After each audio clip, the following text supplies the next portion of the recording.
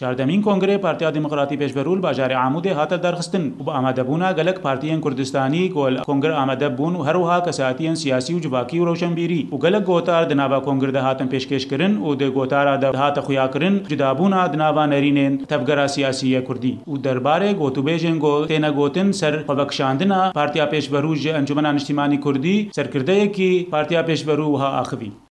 ام د کمیته انجمن اجتماعی کردی ده مخوا راوستان دی ام جدا مزره انجمن اجتماعی کردی ام بخوازن اب انجمن امکانات وی قرب خدمت به بک لیبراستی جالیه دنیجی اب انجمن به اقرار حواله و تبا گیرو بحاجتا امچاوا قربن فعالیتا و دوره و ناف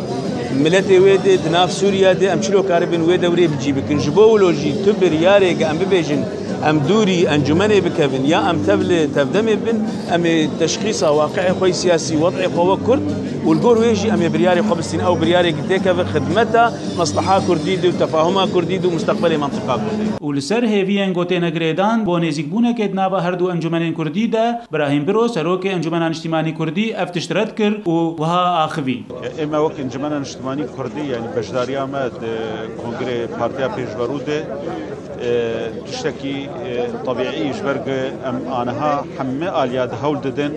جيك ريزيا ملتي كرد دفان كونغري دولي دقيتشيد بنج بو چاره سركرنا روشا سوري ده يعني تفرصتنا الا كرد بيك ناريني آماده بن و امش عالي مده وك انجمن مهر او درفت داي لما خابن يعني الغورغوتني تفدمي قد كونغر دهات خواندن